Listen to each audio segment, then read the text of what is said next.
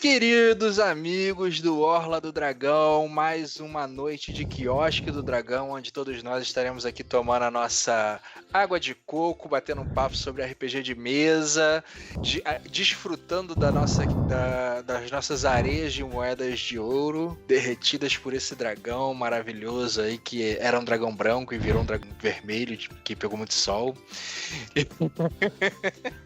Acho que virou um dragão bronzeado. Um dragão de bronze. É, um dragão de bronzeado.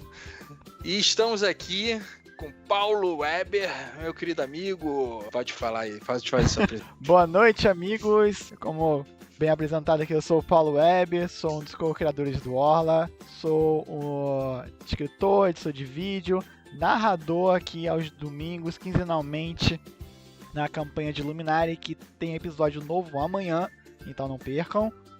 E é isso.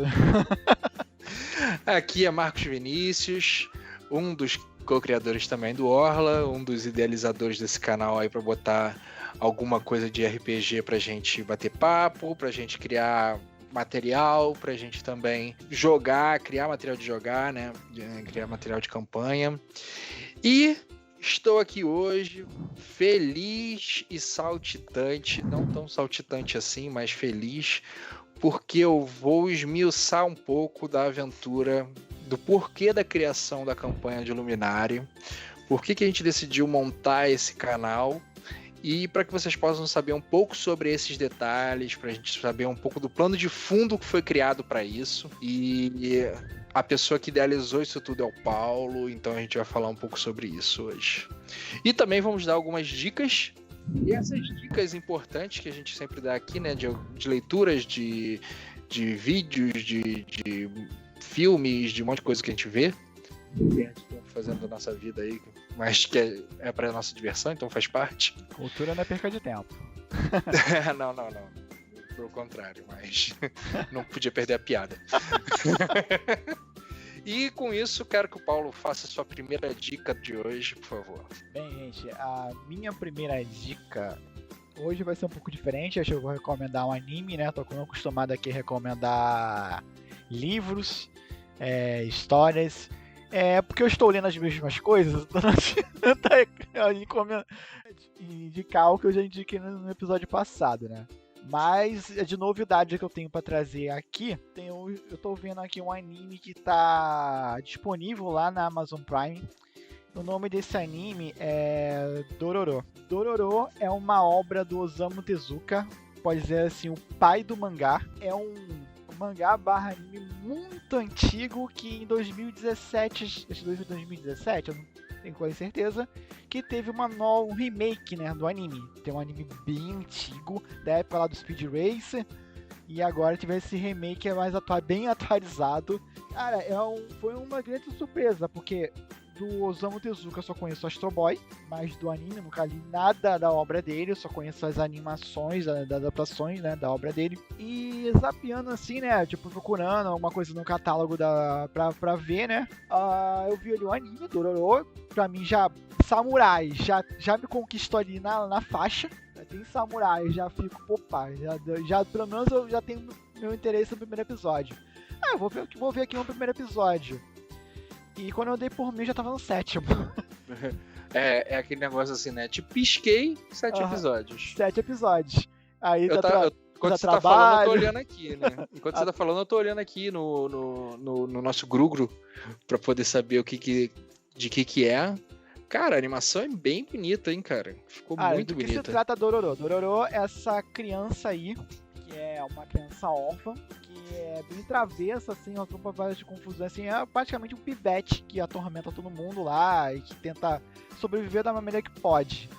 E ela tem o destino dela entrelaçado com um samurai mudo, que cara, como eu vou dizer sem dar muito spoiler? Digamos um samurai. Não entre em spoiler. Um samurai que ele é mudo. E ele não tem as mãos, eles usam duas próteses que são as lâminas, que são espadas, são próteses que terminam em lâminas de coisa, e ele tá numa jornada de vingança, e por alguma questão, Dororo e esse personagem que Me fugiu agora o nome dele agora. Os nomes japoneses acho que é Hikimaru. Posso estar enganado, gente. Não. É assim, ele tá numa trilha de vingança ao mesmo tempo que ele protege, ele se afeiçoou, o Dororo, e o protege, né? E juntos, os dois tem a parte de uma jornada de autodescobrimento e nessa trajetória de vingança do personagem desse samurai misterioso. E quanto mais vai se revelando coisas do passado desse samurai, mais você fica intrigado. Tipo, é um suspense que vai entregando. Algumas coisas são reveladas no primeiro episódio, pra você fisgar mesmo sobre do porquê. Mas eu sinto que se eu falar o que vai estragar a surpresa que eu tive. Então eu acho que vocês terem a mesma experiência que eu tive vendo. E fiquei fisgado por horas a fio até ver esse episódio sem parar. Então eu acho bem eu só contar isso, mas por favor, vejam Dororo e depois vamos conversar sobre, que eu preciso que mais pessoas vejam. Se vocês já não viram, né, porque é um anime que não é dessa temporada, temporadas anteriores, talvez alguns de vocês já viram. Então, se vocês já viram, então entre em contato comigo aqui no Instagram, vamos conversar, porque eu preciso conversar sobre Dororo. É muito bom.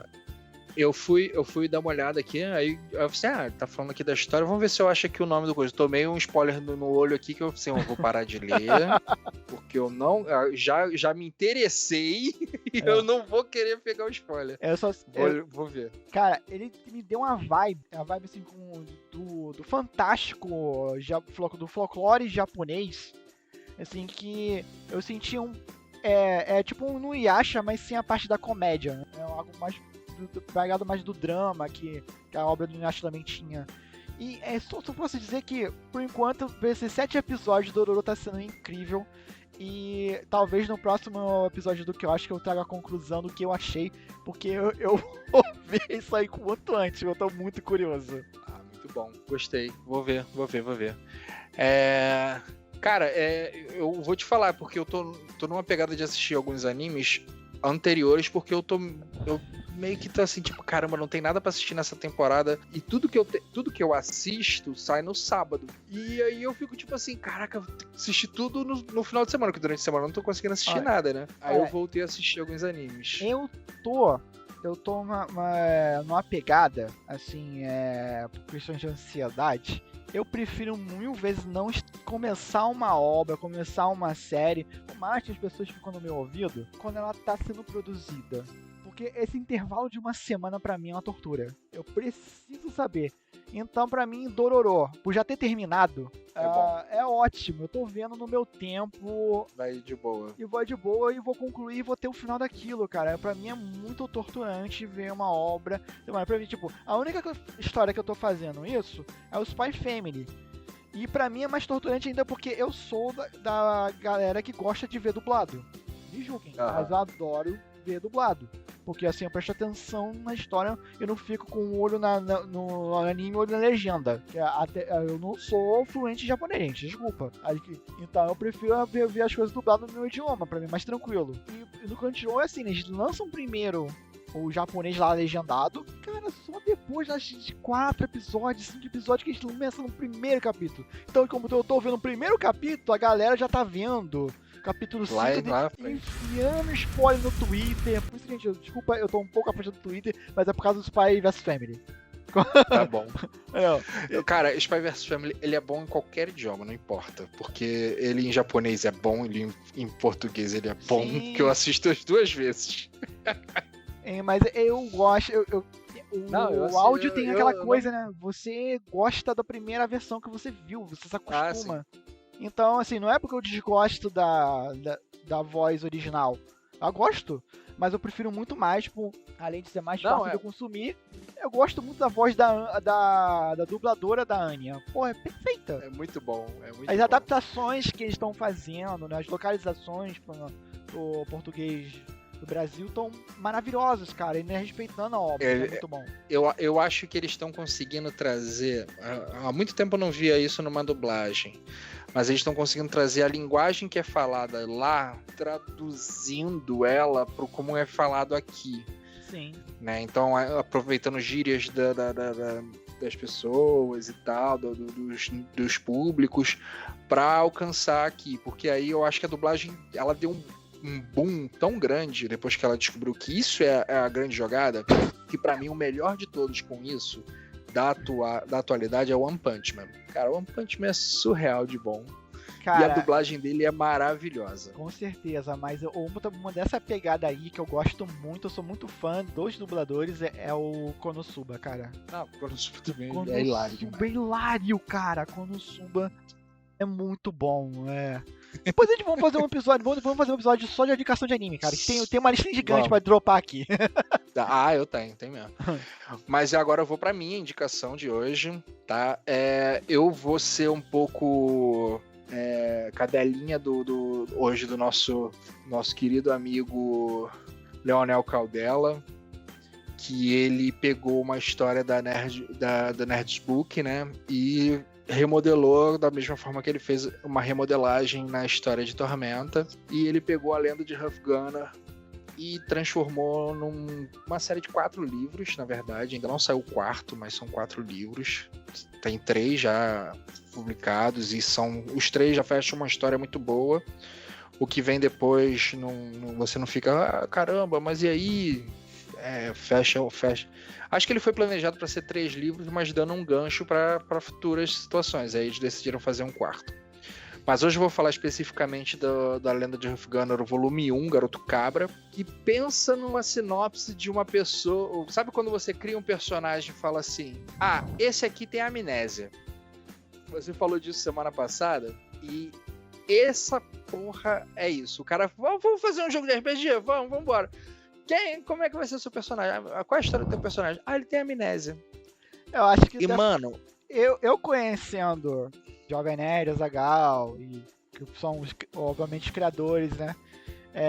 E de meio que trabalhando em conjunto com o Leonel, eu acredito que foi de propósito, porque Huff Gunner surgiu de um episódio de Nerdcast pra falar sobre os clichês do RPG. Então eu acredito que eles devem querer zoar com esse lance do jogador preguiçoso que tem amnésia. Não. Mas, cara, é muito bom, porque ele constrói uma história por trás do personagem, né, do Huff Gunner. E é legal, tipo, que o Garoto Cabra, tipo... Eu não vou dar spoiler nenhum do livro, não é minha intenção dar spoiler de nada, mas eu queria falar alguns detalhes dele. Aí, não falando especificamente do Garoto Cabra, que é o primeiro volume, mas de um conjunto completo, o Huff é o personagem menos importante da história. Porque a construção dos outros personagens é tão boa e tão forte que é como se a construção do personagem, que naquele mundo de campanha, né, que eles jogaram e tal, que foi feito isso tudo, ele se torna uma lenda. E, cara, é fenomenal quanto que, na verdade, a lenda verdadeira são as pessoas em volta dele. É o que, na verdade, a história faz, né? Ela intitula uma pessoa, enquanto, na verdade, quem movimentou, quem articulou todos os outros pontos foram outros indivíduos que, por conta de seus talentos, foram aproveitados em determinados pontos. Mas ele coloca isso, cara, é surpreendentemente bom. É um personagem maravilhoso, eu gosto muito do personagem de Huff Gunner. Ele foi bem construído, mas eu sou apaixonado pelo outro personagem, que é o amigo dele, né? Me fugiu o nome, eu tô tentando aqui puxar no raciocínio, mas me fugiu o nome do personagem, que é o primeiro, tipo, a primeira pessoa com a qual ele encontra, que vai praticamente até o fim da vida dele. E cara, é Leonel escrevendo, então se preparem para ser traumatizados a larga escala, porque quando eu ouvi, né, porque isso tudo eu tô falando sobre ouvir livros, né, por conta dos meus audiobooks aí dirigindo o Brasil afora, mas quando eu ouvi os livros de Tormenta, eu falei assim, caraca, o Leonel não perdoa, ele mata a torta direita, tá nem aí. Eu montei uns personagens aqui bom pra caramba num livro, no segundo eles morreu todo mundo, tô nem aí, vamos fazer outros personagens. E nesse ele é 200 vezes pior. ele é monstruoso. Ele só não é pior do que na Flecha de Fogo, porque também ele matou uma civilização praticamente inteira ali na Flecha de Fogo. Mas esse livro é excelente.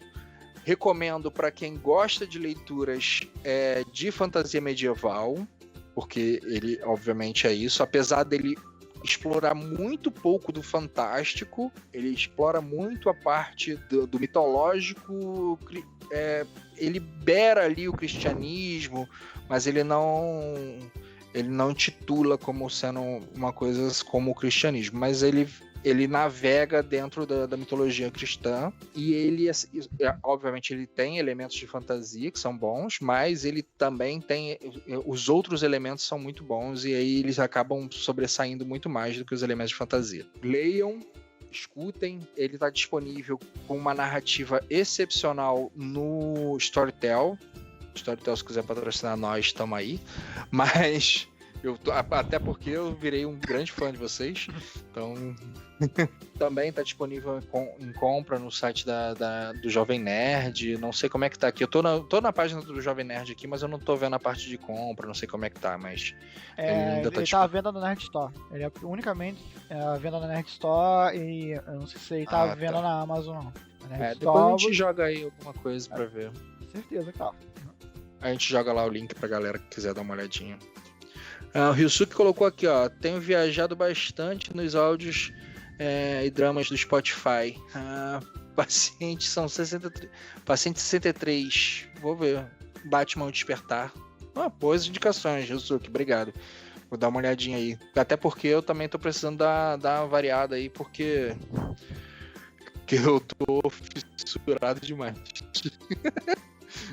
Foram 13 livros escutados aí nos últimos 6 meses. Nem 6 meses, 4, 5 meses. Cara, dar uma variada aí. Eu tô me forçando realmente a ler livros pra voltar a ter o hábito de ler o livro. Né? É uma coisa que eu, por questões de trabalho, venho perdendo. E eu quero, pelo menos dedicar 1 hora do meu dia pra ler. Parar mesmo pra ler. Não fazendo multitask. Não, seria o meu mundo ideal, mas realmente, para eu aproveitar meu tempo, se eu fizer isso, eu deixo de fazer outras coisas que também são importantes para mim. Aí é complicado. Eu vi aqui, ó, só para fazer uma correção, o nome do samurai mudo, né, é Hyakimaru. Hyakimaru. Só pra... Bom, vamos ao que interessa. Vamos ao que interessa, Paulo. Hoje eu vou trucidar você. Até porque eu quero alguns spoilers para colocar nas minhas investidas na campanha. A proposta, né, desse bate-papo de hoje nosso aqui é que a gente ia divulgar um pouco de como foi construída a campanha de Luminari. A gente deve fazer um pouco mais para frente a mesma coisa sobre Mundo Aleatório, né? Mas como Luminari é o nosso principal mundo de campanha, e na verdade, mundo de campanha não, o nosso principal jogo, a nossa principal campanha, ele entra como sendo o nosso primário aí e tal. E eu queria muito explorar isso, porque isso inspirou a gente lá de trás. A gente tem jogos anteriores de pré-testes, campanhas com crossover, com interação entre 2 mesas, 3 mesas, teve várias coisas assim. Então, vou começar com algumas perguntas básicas e esteja preparado, Paulinho. Galera que estiver no chat, que estiver ouvindo, que quiser também fazer alguma pergunta, que acompanha Luminari, que quiser também, queria saber por que disso e tal, por que vocês usaram, por que você usou isso, fique à vontade. Eu tô nervoso que eu não sei as perguntas, juro pra vocês que eu não sei as perguntas, eu tô aqui. Não, eu fiz questão de não preparar, não mandar as perguntas pra ele ficar realmente nessa situação. Vamos lá, Paulo. Por que montar o seu cenário de Tormenta 20? Surgiu mais de uma necessidade. Nos últimos livros de Tormenta, eles sempre entregavam descrições de cidades principais e alguns mini, tipo, algumas sugestões de cenários ali, e sempre vi uma cidade introdutória que era Malpetrim. E eu não sei por qual decisão editorial que eles tomaram. No Tormenta 20 eles não teve Malpetrim. Nós sabemos pela linha do tempo do cenário que Malpetrim foi destruída devido a um acontecimento de proporções épicas, né? Digamos, posso dizer assim. Está no Flecha de Fogo, vai ver. Que tá consequências dos últimos romances. Então, eu suspeito que eles queiram apresentar a nova Malpetrim, né? A cidade foi reconstruída próxima das ruínas da antiga, e ela está sendo aos pouquinhos mostrada em Roll-a-Vinde Paladina. Tanto que você tem lá, você lê Roll-a-Vinde Paladina, você vai entender como aconteceu e como está a cidade agora. E acho que ela vai ser mais desenvolvida ao longo que a história vai avançando. Só que eu senti uma necessidade de, tipo assim, cara, não tem um ponto inicial, não tem um norte pra galera que está começando a mestrar. Pegou Tormenta 20, ok, eu tenho ali uns parâmetros, mas eu não... tipo, se eu tivesse um exemplo de como ter uma cidade modelo, né? Como funciona ali um vilarejo, uma cidade pequena modelo, para eu saber como funcionam as estruturas de uma pequena sociedade de Tormenta. Isso eu senti que na primeira versão de Tormenta 20 não tinha, né? Isso foi um pouco corrigido na versão do jogo do ano. Tem umas regras um pouco mais explicadas sobre economia. Isso foi aprofundado no Dragão Brasil. Mas não ter uma cidade inicial, eu achei meio ruim, né? Eu entendo que teve questões de, o livro já estava muito grande. E se eu botasse mais páginas, talvez aumentaria o custo dele. Que ninguém gosta de comprar coisas mais caras, né? Então acho que tipo, tentar preservar um preço ali, está de acordo com o mercado hoje. Aceitado do mercado hoje aqui no Brasil. Então a gente preferiu talvez não explorar Malpetrim ou Nova Malpetrim, no caso, agora. E talvez jogar isso para um suplemento futuro, como um Atlas. Eu tô chutando aqui, eu não trabalho na Jambô. Deixa bem claro, a gente não trabalha na Jambô. A gente não tem informações privilegiadas. Somos só fãs. Somos só fãs aqui teorizando. Vozes da minha cabeça estão me falando isso, que são isso. Então, Luminari surgiu exatamente desse descontentamento de não ter tido uma cidade básica e também de uma inspiração que eu tinha lá dos tempos de D&D 3.5, que a editora Monte Cook tinha lançado um suplemento para essa versão do D&D, né, da terceira edição, que era uma cidade chamada Ptolos, que é uma metrópole tão grande ali que você podia concentrar tudo numa campanha ali. Obviamente, Luminari nem se compara em tamanho que a Ptolos. Eu não me propus a fazer uma metrópole, porque no cenário já tem a Valkyria. Mas a minha intenção é de fazer um hub para você fazer ali uma história para ela começar em Luminari, ou fazer uma campanha em Luminari e todos os arredores, porque aí principalmente escolhi um reino que foi pouco explorado, apesar de ter uma certa importância no passado, pois a maioria das aventuras clássicas de Tormenta se passa no reino de Sambúrdia. E de um tempo pra cá, esse Mickey reino foi esquecido e apenas sendo mencionado como, digamos, um celeiro do mundo. Tipo, ele só tem a importância de alimentar a arte e nada mais. E é descrito assim, que é um reino que tem uma grande extensão de terra e a maioria dela tá a maioria das terras é um ermo, pouco explorado, e a população de Sambúrdia é concentrada em pequenos pontos de luz das cidades.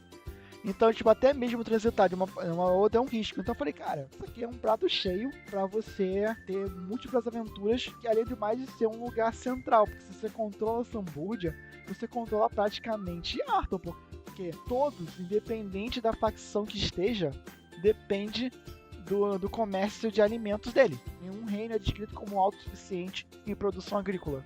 Então, assim, nesse ponto, Sambúrdia tem na mão todos os reinos praticamente. Não importa se é independente, se é do reinado, se é do império de Tauron, ou até mesmo a supremacia purista. Todos dependem de um Tomara que eles explorem isso no Atlas, né? Porque se realmente migrar para essa forma, realmente é um ponto estratégico muito forte.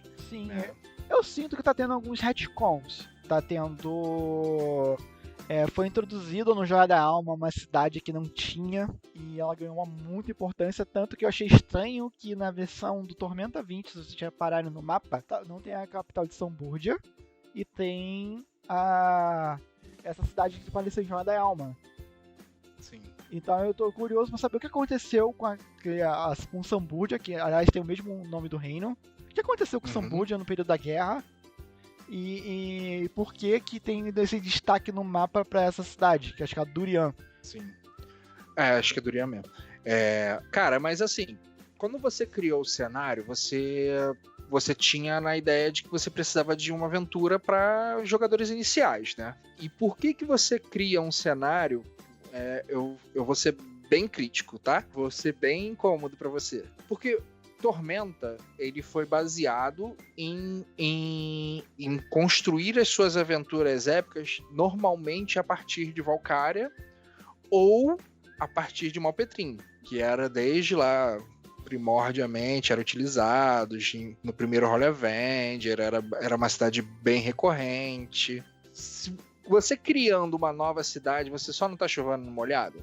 Cara, eu acho que não, porque o tom que eu dou pra Luminari é diferente. Malpetrim é geralmente um ponto de partida para você fazer histórias mais heróicas e geralmente mais voltadas a navegações, pois ali é um hub de piratas. Então, tipo, se você quiser uma aventura meio no estilo Piratas do Caribe, assim, Nova Malpetrim é perfeita para você. Apesar disso, você também ser um ponto de partida para você fazer uma aventura no interior do mundo, né? Mas eu acho que muitos começam em Nova Malpetrim já pensam em aventuras de navegação, uma pegada que Piratas do Caribe, One Piece e por aí vai. Porque ali o Mar Negro ali, e principalmente alguém que queira fazer uma aventura em Gaurásia, que ali é o ponto de partida para Gaurásia.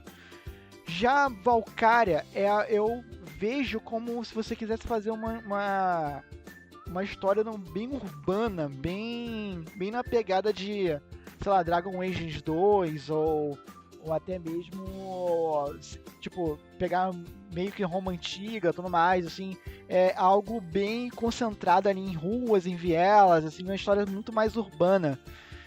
Então é bem por aí. E é muito uma visão meio que, apesar de Valkyria ser um lugar bem cosmopolita, ele é ainda tem aqueles clichês, aqueles tropos de aventura medieval clássica. O tom que eu dou pra Luminari é muito aquele lance de... a minha inspiração é na sua própria cultura, no seu próprio folclore. Então eu vejo, na minha cabeça, eu vejo muito como se Luminari fosse uma cidade de certa importância, só que bem no interior do Brasil. Então, ao mesmo tempo que ela está se desenvolvendo rápido por causa do comércio, assim, do crescimento das tecnologias agrícolas, ainda tem aquele povo muito do interior, pegado aquelas culturas, pegado a cultura da terra, pegado a cultura do campo, pegado então eu tipo me inspirei muito assim no interior de Minas Gerais, no interior assim de Goiás, assim, pegando essa cultura regionalista. Para mim, eu vejo muito que tipo pegando esse estereótipo que o Brasil tem de ser celeiro do mundo. Então, de Sambúrdia ser o celeiro de arte. Eu peguei esse tropo. Então, pra mim, eu pego muitos dos estereótipos e até mesmo as coisas que a gente vê no nosso dia a dia, de cultura, de causos, assim, que a gente escutava dos nossos avós, nossos parentes. E assim, quando a gente ia pro interior, escutava umas histórias bem absurdas. Ou então esses blogzinhos de lenda urbana, de cultura, estudar um pouco nossa cultura do interior do Brasil. Assim, a gente pegava aqueles causos assim do folclore e as coisas. O ET de Varginha vai aparecer? Tem uma referência de ET de Varginha. tem uma referência, vocês ainda não pegaram, mas tem. E se vocês repararem muito, eu pego muitas personalidades dos quais eu também admiro e me coloco de uma forma. tipo, no episódios anteriores ali, digamos que o alto sacerdote de Thanator é o Mário Sérgio Cortella. É o próprio, entendeu? Pra mim, eu imaginei como seria o Mário Sérgio Cortella em Arkham. Ele seria, pelo conhecimento vasto que ele tem, provavelmente ele seria um clérigo de Thanator. Sim, ficaria maravilhoso como. Mas eu acho que é o seguinte, quando você cria alguma coisa fora do cotidiano, você dá a possibilidade de você explorar coisas que ninguém faz, né? E a gente vai falar também um pouco disso lá de mundo aleatório, mas eu acho que você também tem essa pegada. E porque, tipo, eu quero jogar uma campanha. Eu sou uma pessoa que eu não sou dotado de jogar campanhas prontas. Eu joguei pouquíssimas campanhas prontas e eu nunca mestrei uma campanha pronta, tá? Nunca mestrei. E aí, quando você monta algo, você dá o tom que você gosta. A gente ainda não passou tanta raiva assim, só um pouquinho, Paulo, mas nos nossos jogos testes, o Luminari, ele é bem selvagem. Ele Ainda é. Ele é bem grotesco. A gente ainda não passou as raivas que poderia estar passando, tá? Mas elas vão começar a partir de amanhã. E isso me dá mais raiva ainda. Porque o que a gente já jogou, né? A gente jogou condições do jogo que você fica... Cara, qual é o tipo de escolha que eu vou ter aqui? Né? Eu posso morrer, mas se eu não morrer, como é que eu volto pra lá e falo assim, olha, aconteceu isso aqui, a gente tá fudido e deixamos os outros morrer lá, hein?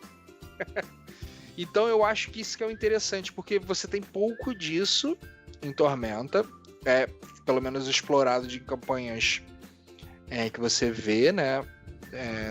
Daquela encruzilhada moral das pessoas e tal. E você trabalha isso bem legal e tenho certeza que daqui pra frente vai piorar a nossa vida, mas e trazer um pouco mais do que realmente o cenário explora. E eu quero fazer mais uma pergunta sobre a sua criação. Você já falou anteriormente que foi inspirada na cultura ibérica também ali, né? Por isso dos nomes, por isso da Península Ibérica, na verdade. Por isso dos nomes dos personagens, por isso dessa parte. Só que a Península Ibérica, ela também é conhecida por serem grandes exploradores. Você pretende transformar os habitantes de Luminari em grandes exploradores de Arton? A questão é o seguinte, o que eu posso falar sem dar spoilers? Esse é um tema importante, pois se vocês repararem, Luminari, a principal religião lá cultuada é a Lihana. Porém, o modo de vida dos druidas é incompatível com o modo agrícola de Zamburgia, no caso. Sim. Então, obviamente, e exatamente por estar ali numa área preservada da Grenárias, que é a floresta primordial ali de Arkham, e de ser bastante e muito de folclore, às vezes até um pouco de certeza, de ter inúmeras riquezas lá, sim, é um tema que pode ser de fato, mas ele é uma possibilidade, ele não será uma necessidade do caso. O enredo ele pode caminhar por ali, dependendo das ações de vocês. Ah, legal. Uma coisa que eu fiz em Luminari, e eu acho que é um central, é que, apesar de ter vários NPCs poderosos, a estrela é os personagens jogadores. E as escolhas deles que modelam Luminari. Por exemplo, no jogo teste deles, eles se envolveram muito com uma NPC chamada Jisha, que é alquimista, e por desenvolver essa relação dela e ajudarem ela em situações pessoais, o negócio dela foi prosperando e acabou abrindo um leque de possibilidades de ampliação de recursos dela. Ou seja, a lojinha dela, digamos, aumentou de nível. Então ela tinha poções disponíveis que você só encontraria na capital. Já aqui, eu coloquei as mesmas missões. Obviamente não são as mesmas missões iniciais que eles fizeram no playtest, são outras, mas com os mesmos personagens centrais. Eles não ignoraram o pedido de Gisha e foram explorar o outro. Eles pegaram a primeira missão, surpreendentemente pra mim, eles pegaram de Nicolau. Aí eu falei, aí eu pensei, então com certeza eles estão querendo explorar outro lado que eles não exploraram no playtest, o lance é esse. Mas por eles não terem ajudado a Gisha, né, que era problemática, ela estava na primeira missão, o negócio dela teve um problema e agora ela tem pouquíssimos recursos. Excelente isso, porque você pode fornecer material por um ponto, mas você perde de outro. O que é o mais interessante para você? Eles, de um lado, eles acabaram com uma problemática, eles acabaram com uma linha de quests que eles iam enfrentar um grande exército de orcs vingativos, pois na visão deles os humanos estavam explorando seu povo. Eles perderam um recurso de magia e tudo mais, de alquimia no caso, que pode fazer muita falta, porque agora não vai ter tanta essência de mana disponível, não vai ter poções de cura disponível, então eles vão ter que lidar com isso. Então assim, pra mim Luminari não tem vitória absoluta. Ainda bem que eu sou caçador, é isso que eu tô falando aqui. Você vai ganhar de algum lado, vai perder do outro. É igual a vida, é escolhas. Então o que eu proponho no Luminari é que ele seja de fato um jogo bem caixa de areia, bem sandbox mesmo, que ele seja muito livre. E o livro que eu estou escrevendo, eu estou explicando de uma maneira em que há fluxogramas, ou seja, haverão missões que vão ser pré-requisito de outras. E a minha ideia aqui como Luminari é que eu tenho 4 sugestões de campanhas para acontecer em Luminari, além do cenário.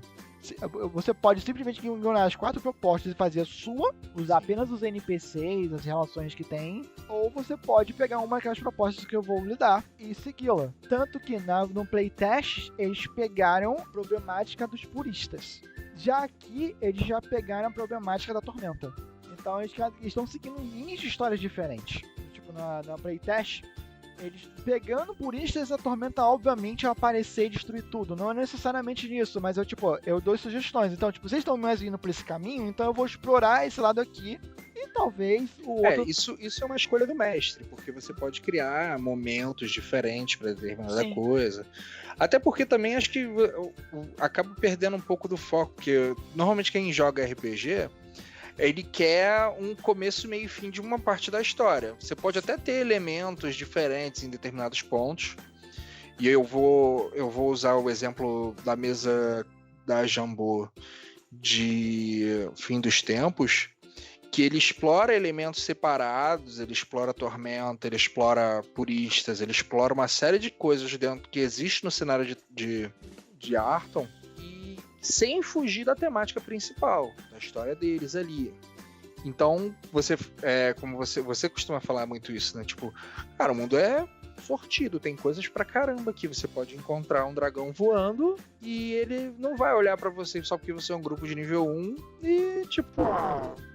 não vou me alimentar deles não. Vou deixar eles aí, porque eles ainda são fracos. Continuam sendo carne. E esses elementos colocados, eles dão um tempero bem legal pro jogo. Eu acho que traz uma necessidade, né? E eu acho que isso é bem legal com o grupo que joga, porque a galera se apega ao personagem. Eu vou falar... Depois eu vou dar umas coisas do que aconteceu com alguns personagens. A gente vai falar um pouco sobre o jogo. Vamos falar um pouco sobre o playtest, né? Então, para não dar spoiler pra campanha de agora, mas vamos falar alguma coisa do playtest. E foi bem legal porque a gente se apegou e quando 2 personagens morreram no playtest, realmente a gente ficou abalado, sabe? Tipo, caraca, mano, puta, eles morreram. E a gente não conseguiu resolver o motivo deles terem morrido. E foi muito frustrante. E deixou passar e a situação aconteceu. Aconteceram outras coisas que também eram importantes naquele momento, mas não nos vingamos da morte dos personagens. Então isso é uma coisa que fica no abalo dos personagens. E é bem legal esse ponto. Inclusive, a gente tem que terminar aquela campanha. Mas assim, eu vou voltar para uma outra pergunta. Eu explorei um pouco disso aí também, mas vou falar uma outra coisa. Quando você cria um material não oficial, por enquanto não oficial, porque ainda não está disponível a iniciativa T20, a Jambô deu uma parada para eles reestruturarem como é que ficaria, e por isso que o material ainda não é disponibilizado, entre aspas, oficialmente, né, pela Jambô, mas a ideia da gente construir isso dentro do canal é para mostrar como é que seria e para a galera que tiver interesse visualizar. Olha só, galera, isso aqui, a gente quer botar isso aqui lá junto com a editora e tal, e vai ser bom pra gente. Quando você viu essa oportunidade, cara, eu posso criar o meu material de um cenário que eu sou apaixonado, que você já declarou várias vezes aqui, a gente já joga Tormenta há muitos anos, e você teve essa oportunidade de criar. Qual foi o teu pontapé inicial? Tipo, por quê? Por que você começou a montar isso? Eu pensei muito além de ter isso, né? Eu acho que pra mim o sentimento que mais cresceu aqui comigo é o seguinte: antigamente eu era muito aqueles jogadores muito reclusos, assim, cara, eu me fechava no meu grupinho, foi aquele grupinho que eu jogava, falando em grupinho, não desmerecendo as pessoas, tô falando... Fechado no mundo restrito. Fazer um RPG sempre foi meu grupo de amigos, assim, e tinha pouca liberdade pra entrar pessoas novas. Toda vez que o grupo ficava grande demais, ele degringolava, entendeu? Ele sempre acabava atrapalhando, e poucas vezes a gente concluía e fechava uma campanha. O Igor pode até dizer mais do que eu, no sentido que várias vezes a campanha dele sofreu disso. Coisas da vida, a campanha se encerrava sem uma conclusão. E pra mim, assim, minha mentalidade mudou muito, até mesmo por causa da própria comunidade de Tormenta. Quando voltou a Dragão Brasil, né, pra publicar online, lá eu entrei como conselheiro e criou aquela comunidade ali, a gente debatia, conversava, até começar com outro fã e tudo mais. E também, assim, começar a interagir mais com a comunidade de RPG, né, eu entrar em grupos de fãs de um podcast específico e tudo mais, assim, interagindo, e eu tentando talvez jogar com pessoas diferentes pelo Discord e tudo mais, eu vi esse potencial do RPG online. Então isso me mudou muito a minha cabeça com relação a ter uma comunidade. Me senti aquele sentimento de, cara, eu preciso fazer alguma coisa para devolver para a comunidade de alguma forma. Essa comunidade aqui de Tormenta, que várias vezes na minha vida foi o meu suporte emocional. Sim, Tormenta foi várias vezes o meu suporte emocional, quando as coisas estavam muito ruins na minha vida mesmo, assim. Então eu tenho uma relação muito forte com Tormenta por N razões. A gente se encontrar com os amigos pra jogar sempre dá um alívio, né, cara? Então, apesar de... Porque pra mim, pra mim, RPG como minha arte, minha maneira de me expressar. Às vezes eu botava pra fora, coisas estavam ruins ali, não na forma de torturar meus jogadores. Tá bom. Sei.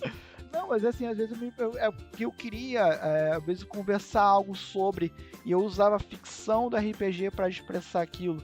E às vezes eu converso, e às vezes aquele momento de relaxar. Cara, às vezes eu só que, tipo, como, por exemplo, ele não tá no chat, mas eu jogava com Hisuki, eu jogava com Mrs. Excalibur.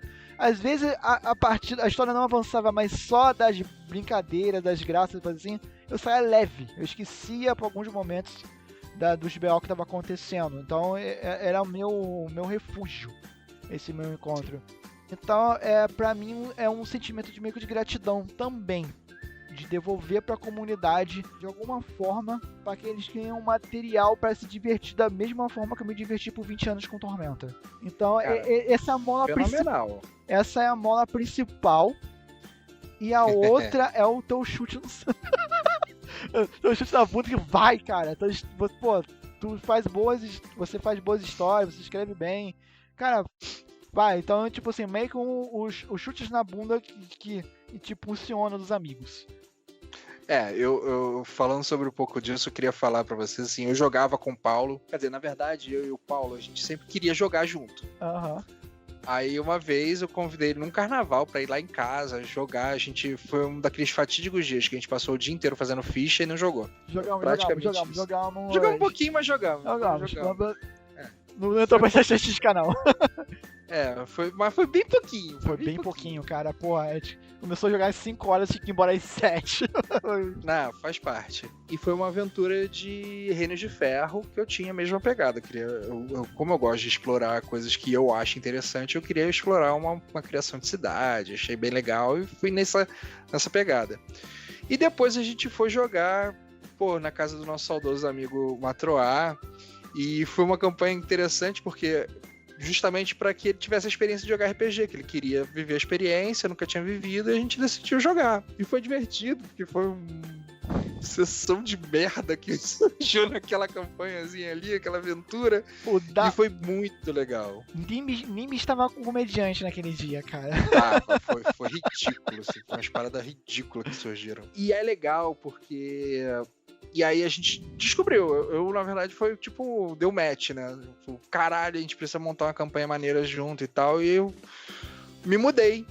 Eu saí do Rio, depois de 35 anos, vim pra Taubaté, vim morar em São Paulo. E, tipo, quando você se muda de cidade, mano, você não tem nada, você não tem os seus amigos que você costumava se encontrar, você fica no tédio. E eu comecei a jogar RPG, voltei a jogar RPG com mais frequência, até por conta da pandemia. E aí eu jogava todo domingo de 9 da manhã até as 2 da tarde. Era religiosamente todo domingo a gente jogava assim. Não com o Paulo, era com outro grupo. E aí o grupo tava tipo, não, vamos botar um hiato aqui, vamos... Eu, sim, não vou parar de jogar, não. Eu comecei a encher o saco de outra aqui. Paulo, dá pra gente montar um joguinho online, não? Como é que tá aí? Não sei o que. Decidimos, aí começou dessa forma. A gente montou o primeiro grupo, que é a formação dos jogadores de Luminari. E a minha esposa decidiu começar a jogar, porque ela, reproduzindo a frase dela, a Letícia virou e falou assim: já que não é você que vai mestrar, eu posso jogar. Assim, ela não sei porquê, ela nunca jogou uma aventura que eu mestrei. Mas ela botou na cabeça dela que não ia dar certo ela jogar uma aventura comigo mestrando. Pode jogar comigo, mas comigo mestrando ela não quer.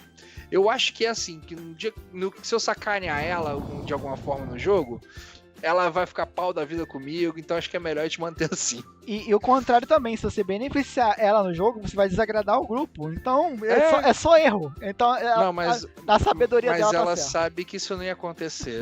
Eu não ia só beneficiar ela, não, então... Não, mas... eu já sofri disso aí, então não gostaria de fazer ninguém passar. Mas aí começamos a jogar. E eu enchia o saco do Paulo. Cara, isso tinha que estar na Twitch. Puta, mano. E de fato, pra quem ouvir esse bate-papo, se aquela aventura tivesse... Se a gente tivesse pensado antes de começar ela e fosse assim, não, vamos botar essa aventura na Twitch. Se a gente tivesse pensado isso lá atrás... Mano, putz grila, ia ser maravilhoso, o pessoal ia se divertir muito, com aventuras assim, loucas, umas paradas muito loucas que surgiram. E assim, a gente fica muito feliz de que tá dando certo isso, porque de fato, quando eu falei lá atrás, cara, tu monta um material foda. Desculpa vocês que estão ouvindo aí a palavra meio expressiva, mas... Você monta um material excelente. Precisa chegar para as pessoas conhecerem. Se ainda não está disponível, a gente faz o caminho contrário. A gente começa apresentando, quando estiver disponível na Jambô, a gente coloca lá, publica. Até porque agora eu começo a chicotear para que o Paulo termine de escrever, né? Porque isso tem que estar pronto para quando estiver disponível. E assim... Essa parte da criação, de mostrar o seu material, do quanto que pra gente, né, que eu comecei a jogar com 14 anos, se eu não lembro. Eu já conhecia RPG antes, mas nunca tinha jogado mesmo. Mas para quem, de repente, quem começou antes, ou que começou um pouquinho depois, é um material que você cria amizades para longas e longas gerações, longas temporadas. A minha cunhada e o meu irmão estavam comentando que as filhas dos grupos de amigos deles começam a montar historinhas, brincam, né? Enquanto eles estão jogando RPG, elas brincam com elementos que quando a gente era criança a gente não conhecia, era pouco provável de conhecer. E enriquece um pouco a parte da cultura delas também. E aí agora eu vou entrar com alguns aspectos de Luminário que eu não quero criar spoiler, mas eu quero que você fale assim. A estrutura da cidade.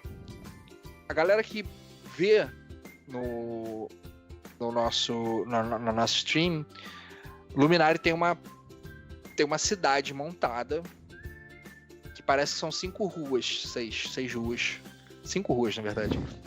Mas não, na verdade elas são pequenos aglomerados ali de casas, ambientes de alta sociedade, pouco pessoal um pouco mais baixa renda, é onde que o Ian mora. Eu vou explicar isso pro pessoal. Aquilo ali, assim, de fato vocês veem aquelas ruas ali, coisa não são bem ruas. A minha ideia é que ela seja uma estrada. Ali, ó, a intenção ali é que ela seja uma estrada principal ali e vão passando. Entre as casas, obviamente, tem ruas, tem coisas. Só que vou gastar tempo para fazer desenhando rabiscos e linhas ali desnecessários. Quando eu apenas quero que seja ali só uma representação abstrata. E aquela parte de Sambúrdia, como eu vou dizer, por que tem mansões ali lá de casas muito humildes? Porque aquela região ali, ela tem várias, digamos, pensa... Eu não sei se vou conseguir traduzir isso pro restante do Brasil, mas aqui no Rio tem muito as cidades litorâneas, assim, turísticas, tipo Búzios. Então, assim, muitos nobres têm casarões, mansões ao lado da praia, tipo, como fosse casa de veraneio. Só que a população refugiada da guerra veio e fez um monte de casas ali ao redor. Então, por isso tem casas nobres ali em volta de um monte de casas humildes e pobres. Então, essa atitude comigo que eu queria trazer, é um pouco do reflexo que a gente tem aqui no Rio de Janeiro. Se vocês virem aqui no Rio de Janeiro, vocês vão ver o Zona Sul, que é o bairro mais rico aqui no... São os bairros de assim, classe um pouquinho mais elevada. Se você não noção, o Leblon, o shopping mais elitizado, os mais elitizados que tem aqui, é do lado de um condomínio ali que é o tipo de comunidade. Então, esses contrastes tão conhecidos para nós cariocas que eu queria dar também. Obviamente é uma impressão que eu tenho, sabe? Então sim, Luminário tem um bloco de mansões ali de alta sociedade ali que lá queria uma casa de veraneio que de 4 anos após guerra virou se cercadas de casas humildes de um povo de refugiado que ali fizeram ali daquele vilarejo que era quase um condomínio dos nobres ali de Sambúrdia, virou uma cidade, virou uma vila rapidamente, em poucos anos virou uma cidade sem infraestrutura para ser uma grande cidade. Então, sim, vocês vão ver mapas ali de casinhas de encontros que eles vão ter, que não vão ter ruas, não é pavimentada, é só rua de estrada. Não, você já viu no encontro aleatório que teve uma ruazinha ali pavimentada. Então, Luminary, ele tem ao mesmo tempo que ele quer se desenvolver como uma cidade, ele tem uma resistência daquele povo que quer viver conforme a cultura druídica. Então é sempre essa dicotomia, assim. Então vai ter esse conflito de interesses sociais, sim. Pode, e com certeza pode ter alguns ali na nobreza que vão querer explorar certos recursos que forem descobertos. Talvez conforme a aventura vão se desenvolver. Bom saber. Hã? Bom saber. Assim, uma coisa que eu posso dizer é que eles já conhecem, né? E isso se mantém. Luminary é a minha Alameda dos Anjos. Para os jovens aí que não entendem essa referência, a Alameda dos Anjos é a cidade do Power Ranger. em que todos os monstros iam pra Power Ranger, lá, a cidade do Power Ranger. Não sei porquê, mas parecia que aquela cidade era um para-raio De merda. De merda. Um para-raio de doideira. Então o Luminari tem essa pegada. Existem coisas de Luminari que vários, digamos, antagonistas de Arthur estão interessados. O que a galera vai descobrir. E nem na outra campanha anterior eles descobriram muito. Como eles começaram a entender um Aí pouquinho, descobri. aí tivemos que pausar para dedicar apenas a campanhas online, né? A offline teve que dar uma pausada, apesar da história estava indo muito bem. Mas assim, o Luminari, ele tem essas questões esses contrastes que eu tenho. Quando eu fiz a cidade, exatamente eu pegar essas contradições do Brasil mesmo. Como eu falo, pra eu pegar um tema delicado do nosso mundo e botar na fantasia pra ter mesmo tipo, ter esses momentos de reflexão, cara. E isso vai acontecer muito no Luminari. Luminari, eu planejo para que ele seja uma campanha, vai ser em arcos, mas vai ser uma campanha longa. Obviamente ela vai ter umas pausas pra gente dedicar a outros RPGs, intercalando, mas Luminari vai ser a mais contínua das histórias. As outras a gente vai fazer por temporadas e tudo mais, assim, conforme o planejamento de todo mundo. Mas pra mim, tipo assim, mas se quisesse Luminari pra ser uma campanha tão longa quanto foi a Guilda do Macaco, da Jambô, não falta material pra isso. Legal.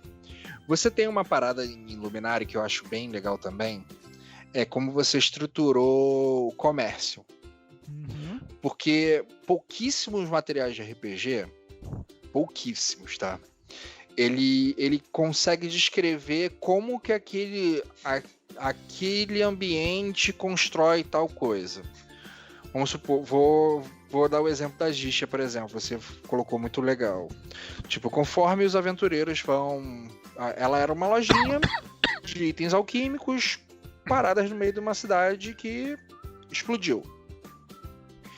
E ela...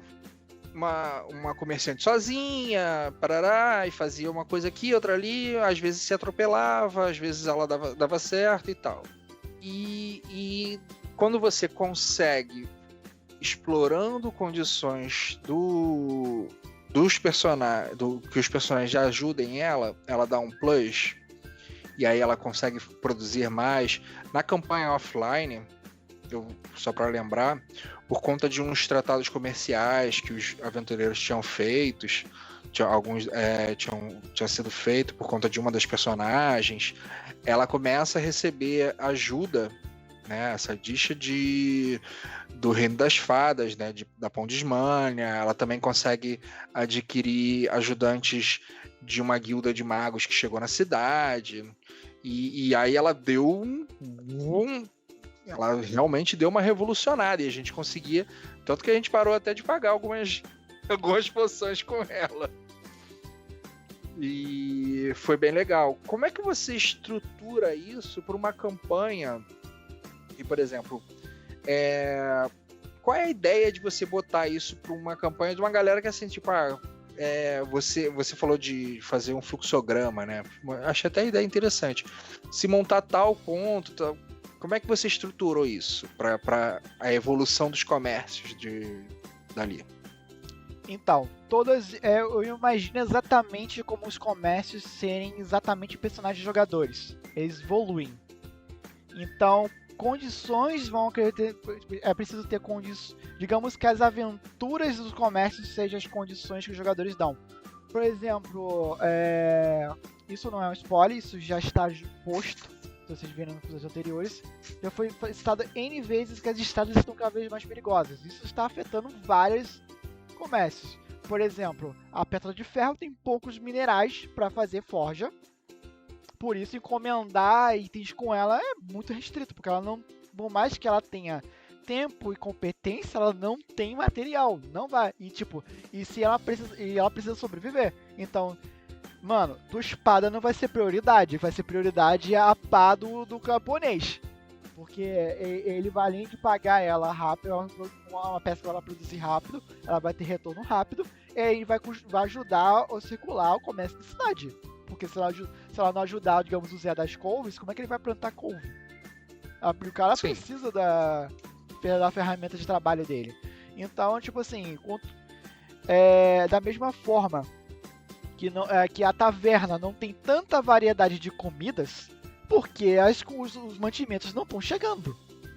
Então ela só está conseguindo sobreviver do comércio local, sendo que o comércio local não supre todas as necessidades. E obviamente isso vai acontecer, se vocês repararem, né, o cardápio é praticamente o mesmo. Se quando eles trabalhassem em algumas questões de ajudassem a taverna e na storyline deles, e ampliando, além dos descontos que eles ganhariam, eles também ganhariam novas opções de comida que dariam um bônus para eles específicos. Ou até mesmo aprender com a Matilda receitas, se caso um personagem tenha habilidade de cozinha. Então, tipo Tipo Ian. São coisas que estão na cidade que são, estão lá, é por uma possibilidade sempre. Nunca é uma imposição. Mas, óbvio que a negligência vai ter consequências. Então, assim, da mesma forma como vocês jogam, por exemplo, um jogo no tipo de Skyrim, você faz um personagem, bota tudo lá pra ele ser um arqueiro. Nos combates que um arqueiro não se dá se dando tão bem, que precisa de uma força de um guerreiro, vocês vão passar por dificuldades. O seu personagem foi forjado pra ser um arqueiro. A mesma coisa é Luminária. Tipo, vai ter situações que vocês vão precisar de materiais que só Pétala de Ferro vão poder fazer. Vocês não vão conseguir fazer de forma rápida, de eficiente, porque ela não tem recursos para tal. É o caso que eles têm, eles conseguiram um material muito bom, que é o aço rubi, mas não tem como. Não consegue usar. Não consegue usar, porque ela não tem recursos para tal. Ela não tem dinheiro nem para poder encomendar um arcanista para fazer um Pavatar para ela. Então, obviamente, a gente pode conseguir de várias maneiras o Pavatar. A gente pode conseguir achando esse Pavatar, encomendando uma cidade mais importante, a jeito. Fazendo chegar, mas tipo, se ela tivesse, desde o início, eles tiverem tipo, fechado, né, dando uma expressão bem carioca, fechado com a Micarada Pétala, ali desde o início, ali, ajudando ela com a sua storyline, talvez quando eles recebessem essa recompensa do Aço Rubi, ela já estaria pronta para poder prepará-lo. Mas da mesma forma que eles ajudando a storyline dos druidas, que é o que eles estão seguindo lá, eles conseguiram um recurso que eles conseguiriam lá pra frente, que é o Aço Rubi. Então, assim, você tá fazendo ele ser um organismo, na verdade, né? Porque tudo vai crescendo conforme... É igual o cara que vai pra academia e só malha tronco. Sim. Vai ter uma hora que as pernas não vão sustentar. Então, assim, quando vocês lerem um livro lá de Luminária, a parte de comércio, vocês vão ver que quando eu descrever o comércio lá, ele vai ter uma história e vão ter missões ali opcionais. Cumprindo essas missões, vocês vão aumentando o nível e logo vocês vão aumentando a disponibilidade daquele lugar. Isso respeitando as regras de Tormenta 20. Por exemplo, por mais que o Luminário esteja uma cidadezinha grande, eles ainda têm a estrutura de uma vila. Fazendo a storyline, digamos, da Pétala, ela pode upar um ferreiro que tem uma estrutura de um ferreiro de uma cidade, ou de uma capital, ou de uma metrópole, por aí vai, mesmo ainda estando em Luminari. Pois os acordos que eles têm, eles vão possibilitar isso. Então, é assim que eu penso na economia de Luminari. Eu trato cada lojinha como se fosse um personagem individual, cada núcleo de Luminari como um personagem. Então, se vocês vão ajudando eles vão evoluindo. Outra mecânica que vai ser já estão breve a implementar é a mecânica de guilda.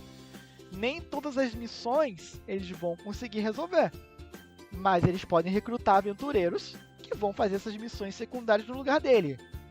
Eles jogavam essas missões com uma espécie de perigo complexo. No caso, eles faziam essa jogada do perigo complexo para saber se o grupo secundário conseguiu aquele objetivo ou não, que vai destravar um benefício para a cidade e logo... Só como spoiler pra galera que tá ouvindo, A gente nunca conseguiu resolver nada com perigo complexo. A gente sempre se deu muito mal nessas histórias. Tinha gente que morreu, não conseguiu nada. Tem um outro grupo de. Tem um grupo de. Um grupo de playtest lá, que no caso o Jack Sullivan tava lá. Pelo contrário, eles conseguiram resolver muitas coisas usando essa regra. Obviamente, aconteceram coisas que, tipo, deram muito mal. Mas já dando um pequeno spoilerzinho pro pessoal aí, que é só sucesso. Mas já dando um pequeno spoiler aí, quem vai ser os heróis dessa guilda vão ser os inscritos. Os inscritos vão, já adiantando isso, os inscritos vão conseguir destravar recursos para os heróis, através de sendo, e cada um deles individual vão ser aventureiros. Vocês podem controlar um aventureiro ali da planilha, criar seus próprios aventureiros, eu só vou entrar em contato com cada um de vocês ali, para saber o que cada um quer, hein? No offline. Mas vocês vão ser responsáveis por conseguirem recursos. Eu posso fazer até mesmo uma live especial só pra definir essas missões com vocês. Maneiro, hein? Porque, imagina o seguinte, a gente monta... a gente tava falando um dia desses sobre montar campanhas de one-shot. Caraca, se montar uns one-shot de alguns inscritos do canal e fazer aventuras como se fossem membros das guildas, da guilda de Luminária, ia ser muito maneiro, né? A ideia é que vai ter uma arte lá postado. A gente vai decidir se um canal que a gente vai criar com essas exclusividades, se um serve no Discord, um canal no Telegram. A gente ainda está estruturando isso ainda. Mas vai ter um mural de aventuras. Vocês vão definir quais aventuras vocês vão pegar e vocês vão fazer essas aventuras. Fazendo as rolagens aqui usando o chat. Maneiro. Vai ficar muito legal. Então vocês podem definir o sucesso ou a vitória dos heróis aqui de Luminari. Ó, o Ryusuke já colocou aqui, ó. One shot é bom demais, hein? Também é possível. Essas missões ali pode ser em forma de perigo complexo ou pode ser aventuras de one shot. Se vocês quiserem. A gente pode utilizar alguns com perigo complexo, até porque one shots às vezes demora um pouquinho e tal pra rolar um ou outro. Mas de repente botar um ou outro como one shot e outros como perigo complexo ia ser bem legal. Quem topar, quem quiser participar, gente, dá um likezinho aí, dá um joinha aí pra gente. Manda um Paulo com a mãozinha assim, fazendo assim, coisa de... no chat pra fazer... que quer participar. Esse aqui, ó. Mandando aí pra vocês. Mas acabei falando algumas novidades que vão ter Luminária, assim, mas essa é mais ou menos a ideia que eu penso em coisa. Os amigos pensam que, caraca, eu devo ter um fluxograma que nem de detetive, né, do FBI, cheio de linhas, traçado. Não necessariamente, cara, às vezes eu tenho exatamente, eu trabalho muito com colunas de eventos, assim, que estão ligados ou não. Algumas são pré-requisitos de outras. Legal. Cara, a gente tá entrando na reta final, tá, do bate-papo. Queria... foi legal porque eu acho que quando a gente fala do que a gente gosta, de que a gente desenvolve bem e fala com propriedade, cara... Só de você falar de algumas coisas de suas ideias, pra mim, tá assim, caraca, eu podia botar um elemento parecido com esse e tal. Porque eu exploro muito pouco o aspecto de comércio, até porque eu acho que isso é pouco interessante para o que eu quero da narrativa da campanha. E aí eu acho assim, eu não quero que eles percam tempo com isso, mas eu acho fenomenal a forma com a qual você trabalha. E a gente depois, mais tarde, quando o Mundo Aleatório começar a ser transcrito para uma aventura também, a gente pode adicionar esses elementos também dentro da coisa para poder enriquecer mais. Porque ali não vai ser mais uma aventura, né? Uma aventura pronta, não um cenário pré-determinado para início de campanha. E assim, você, depois que começou canal. Depois, a gente está há pouco tempo ainda, a gente conseguiu alcançar algumas metas bem rápido e outras a gente tá conseguindo alcançar aos poucos. Lembrando a todo mundo, a gente está com a meta do YouTube, ajuda a gente aí, propaga a Orla do Dragão para todos os ambientes. Pelos deuses de Arton. Por favor, façam suas campanhas, mas assim, depois não de começar... Só inscritos, assistam lá também.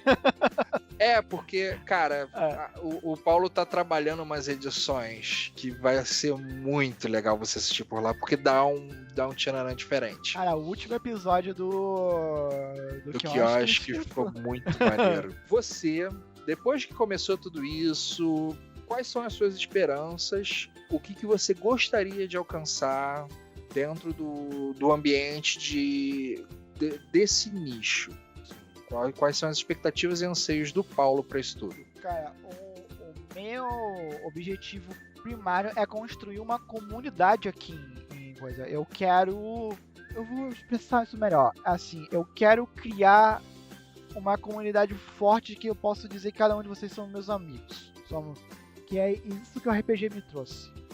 Os meus melhores amigos foram os que o mesmo RPG me trouxe.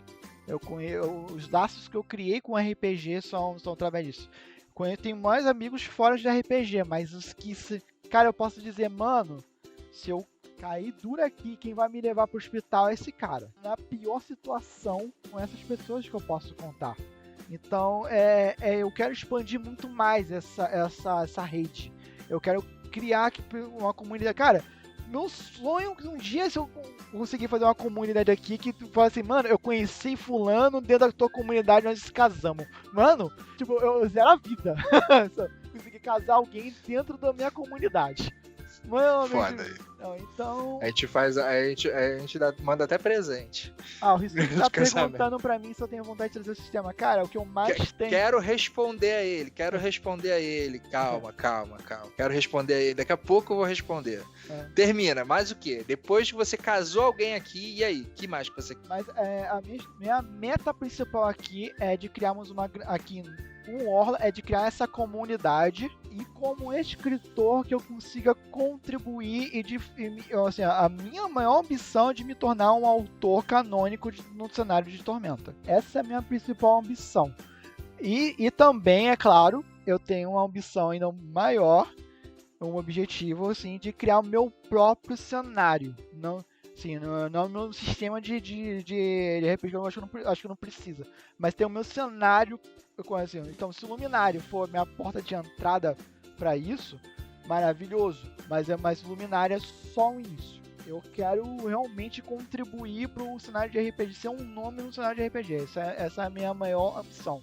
É de devolver para a comunidade o que me divertiu por 20 anos. Eu jogo Tormenta desde da sua criação.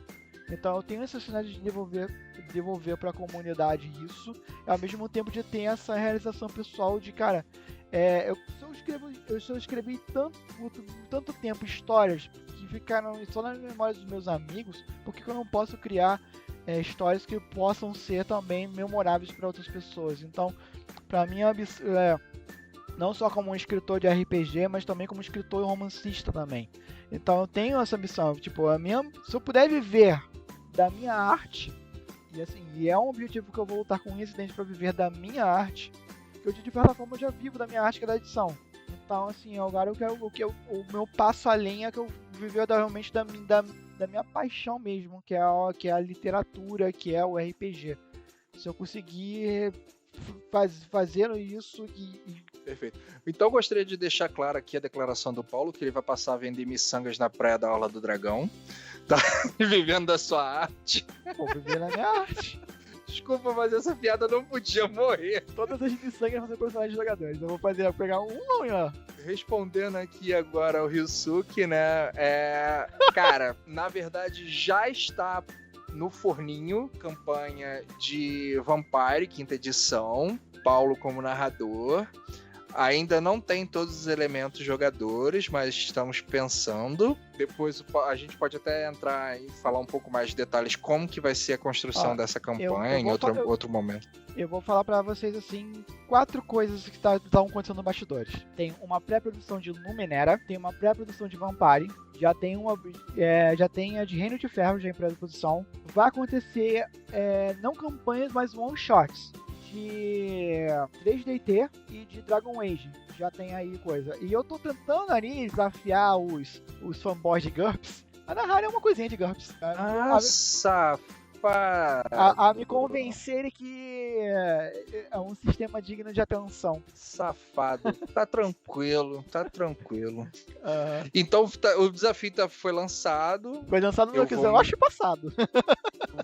Vai acontecer. Vou montar uma campanha que você vai falar assim: puta, mano, que sistema do caralho. Eu quero jogar pra sempre. Mentira, não vai fazer isso. Tem um novo. Que já tá em produção uma nova versão do 3DT, o 3DT Victory. A gente já tá recebendo alguns previews que quem tá acompanhando o Dragão Brasil. Então a gente tá se segurando ainda. A gente podia até começar em 3DT Alpha, que é o sistema que tá em vigor agora. Mas depois a gente começar uma coisa e ter que adaptar pra uma nova versão é mais complicado. Então a gente já prefere já começar no novo mesmo. Então, a gente já tá sofrendo isso, sofreu bastante já com a migração do T20 pro jogo do ano. Deu vários bugs no canal, no que a gente tinha de material. Mas assim, a previsão também, além disso tudo que o Paulo falou, falando sobre a campanha de Reinos de Ferro. A gente, na semana passada, a gente estava conversando aqui com a Cássia. Ela vai ser a narradora. Se vocês quiserem dar uma olhadinha mais ou menos como é que é a ideia e tal, ela tá lá no YouTube, dá uma olhadinha no como é que foi o bate-papo.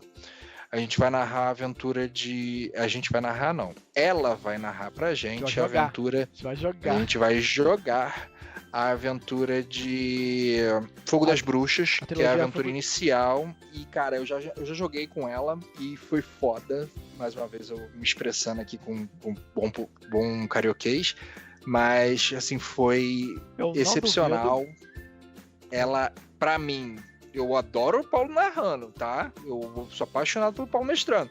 Mas a Cássia, pra mim, é a melhor mestre RPG que eu já joguei. Eu tô jogando a expectativa lá no alto, porque eu sou puxa-saco da minha cunhada, mas porque realmente é uma amiga de muitos anos. Ela tem elementos assim maravilhosos que ela traz pra aventura e diverte. É bom, é divertido jogar com ela. Também, como o Paulo falou, no Menera tem 3DT, tem várias campanhas. Agora o Paulo me desafiou com GURPS, então desafio aceito. Vou montar uma campanha, a gente vai montar uma aventura. Eu já até sei que tipo de aventura vai ser um terror urbano com personagens que são humanos normais. São humanos normais, mas vamos ver como é que eles vão se desenvolver. Como é que vocês falavam mesmo? O famoso 25 pontos. É o GURPS 25 pontos. Famoso 25 onde pontos. vocês vão ver o que é passar perrengue com ficha de personagem. Mexeu por quê, Ryusuke? Vai ser uma aventura... Não sei se vai ser uma aventura de one shot, porque eu não consigo montar um one shot. Eu não consigo fazer começo, meio e fim numa mesma aventura, então talvez uns 2, 3 episódios ali, mas... É uma aventura, né? Quantos episódios vai depender de como vai ser o time. A gente pode resolver em um dia ou pode resolver em 3, né? Vamos ver. Pode ser. Mas vai ser uma aventura montada pra isso. Bom, é basicamente isso. Cara, Whispers da Sabe. Isso é um cenário do Igor de terror. Você não jogaria. Eu só digo isso. Não? Não, você não jogaria. Nossa. Você ia ter problemas de dormir depois. Eu tenho umas paradas de cagaços pessoais que eu não sou mais... A pegada não é somente terror, não. Imagina que eles vão ser uma equipe de CSI da vida aí. Imagina algo do gênero. Vai ser legal. E é isso. Paulo quer fazer suas despedidas, suas considerações finais. Eu quero só complementar aqui antes de despedir, em que eu citei isso, mas pode ter certeza que os meses que vão surgir aqui, não vai ser eu e não vai ser o Marcos que vão narrar, vão ser outras pessoas. Algumas vão ser, no caso eu vou narrar, eu posso adiantar que vai ser a de Vampiro e Dragon Age, mas os outros sistemas que eu falei são outros jogadores, outros narradores que vão aparecer aqui no canal convidados. Ah, esquecemos de falar uma, de D&D também. Tem uma de D&D engatilhada também. Ah, é verdade. Tem uma de D&D Antônio. do Antônio engatilhado também. Então, Ravenloft. então aguarde novidades aí no Orla. Então, e a gente quer trazer isso, a gente quer trazer mais diversidade, mais jeitos de narrar. Várias versões de narrativas pra Porque galera se inspirar. Em nenhum momento aqui eu sou bastião da verdade, o meu único método de narrar é o verdadeiro, nem o Marcos, assim, e a gente tem as suas preferências, é claro, mas assim, cada um tem o seu estilo, e isso que é importante. Mas no RPG não existe jeito certo, a não ser que você se divirta, é o único jeito certo. Tá divertindo? Certo de jogar isso. Tudo tá suave. Você tá divertindo com um jogo de terror, um jogo de suspense, um jogo galhofa, de comédia, de repente de porradinha, fantasia medieval, não importa. Tá divertido pra você e pra todos, é o jeito certo.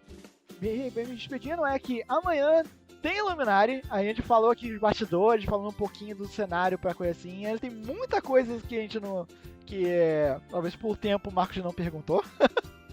Exato. Mas, se querem saber mais de Illuminati, vem nos assistir Eu não quis entrar muito no detalhe da campanha, porque a galera tem que ver no YouTube, quem ainda não assistiu, e acompanhar quando tá saindo aí aos domingos. Cara, vamos fazer um episódio com todo mundo, com o time, com o elenco pra eles falarem dos bastidores, o que eles acharam. Tipo, a gente falar com comentado dos últimos episódios.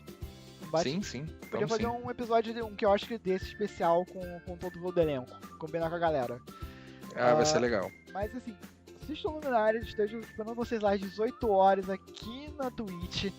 Vai estar imperdível. Eu tô ansioso pra essa parte que eles estão só enrolando pra não adentrar os desafios. Mas é isso, galera. Aguardo vocês amanhã. E muito obrigado pela audiência. Nos siga nas redes sociais. Dá aquela moral lá no YouTube e no TikTok. A gente precisa crescer lá para entregar cada vez metas. E é isso. Mas da minha parte é só. Pessoal, muito obrigado, tá? O Paulo já falou tudo que tinha que falar.